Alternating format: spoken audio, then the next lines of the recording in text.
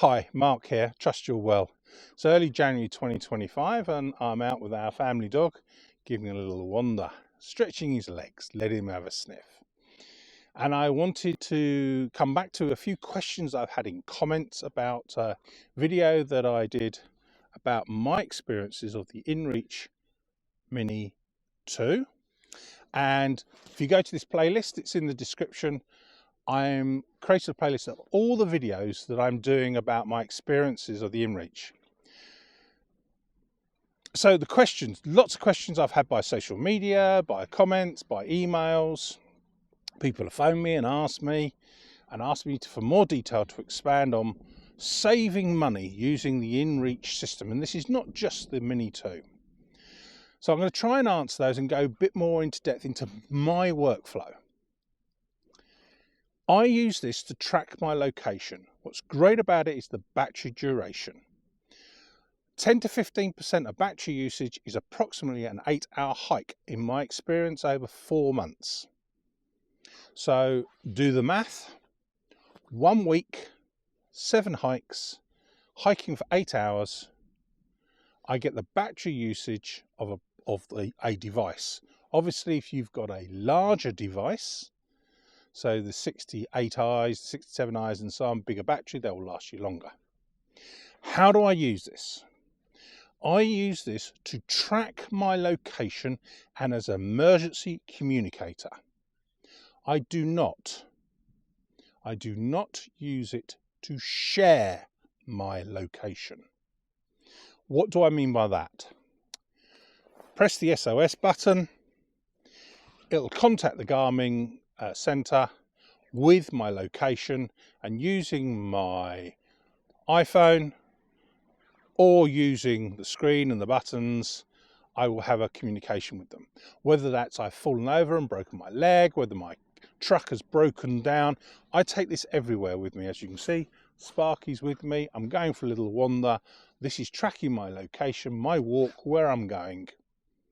And if I have a problem and I smash my phone, for example, I fall over, smash my phone, there's no cellular coverage, I can see the sky, I use this to communicate. Due diligence. 2 independent systems. Apple's satellite system and their communicating control center, and Iridium, which is global, where the Apple one isn't yet global. I've got 2 independent systems. Now, my objective is to track where I'm going, so I can import that data as a part of my research into visual emotions. I want to know where I was, where I took that photograph, where I was, where I did that audio capture. That's what I bought that for. Now, there are apps. One that I love is Geotag Photo 2. It's a one-off $10 roughly for life. Tracks your location every 5 minutes, every 2 minutes, every 30 seconds, live. But the battery only lasts in your device, and it's not a fault of the app, for around about 4 hours. This will last me all day on an 8-hour hike, 7 days. So a full day, just to clarify what I said there, a 8-hour hike will last about 10% of the battery, and I'll get 10 to 15%, that is. Then I'll get a whole week out of one battery. I can charge this via USB battery pack in the field. So if I'm away for a month, I can take a battery pack with me and charge this. So my goal is to record the track where I'm going, the GPX file. I import that into other software, whether that is Adobe Lightroom, whether that is Gaia GPS, whether that's OS mapping, whether it's Apple mapping, whether it's Footpath. I can import those GPX files into the route. Now, I'm on the enabled plan. The enabled plan is approximately £8, $8, and it allows me connection to the system. The SOS service is totally free. So you take the cap off, press the button, you can have a communication with Garmin SOS for free. Send your location, send your messaging backwards and forwards, and they will send you out help as appropriate. Anything additional to that If I use the Iridium system, that is the important part, is chargeable. Straightforward. If I transmit data, it is chargeable. So I have turned off the frequency, the send interval of sending information. I don't send information. I don't need to share it with my family, my friends, etc. I have the iPhone for that.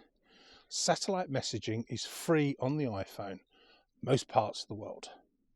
It's not the whole global coverage at the moment, but I can send a message, point the phone, send a message to whoever via satellite. And that's my workflow. That's free. This is free apart from the access charge of $7.99, $8, £8 a month. I do not use this for check-in messages. I do not use this for share map, because via the satellite system on the iPhone, you can use Find My partner, my family, the people that are important to me can see where I am using the satellite system on the phone. So I don't need to use the satellite system on this, the transmission, the communication side of it. Now, if I was a hiker going every day, let's say 20 days a month, permanently hiking, my situation may be different. But for me, that somebody goes out where the majority of the world has cellular coverage where I go, although I do go to the Highlands of Scotland a lot, and within an hour of walking there will be no cellular coverage at all, and I will rely on either satellite service to communicate. I'm okay, those check-in messages, which I will do free on my iPhone, and I'll use this in emergency, but I'm using this for my battery consumption. So by turning off the send interval, I am not transmitting my location via the shared map. Transmitting via the SOS is free anyway. I'm just not sharing my location with me via the inReach product via my friends and for my friends and family, which is chargeable. Now you can have the essentials and the standard plans and so on, and you can send your check-in messages and your locations via the inReach system, and that's your choice. My choice is I want a good battery consumption, so a whole week for every single day tracking, recording my GPX live, not every 5 minutes or 2 minutes or 10 minutes or every hour. It lives. It gives me this activity route that I can Bluetooth from this device to my phone. In the app, I can then look at where I've been, how much I've walked. I get all that data, and I can share it via a cellular system. If I show Wi-Fi, I can sync it with other apps such as Gaia GPS and OS mapping and so on. Using the apps, I can import it in the apps in my smartphone, or I could use Dropbox or Apple Cloud or OneDrive and send it to another computer and upload it to a web browser. So all the functionality's there. All I'm doing is not transmitting to the shared map via the Iridium satellite the information. Therefore, it doesn't cost me any money.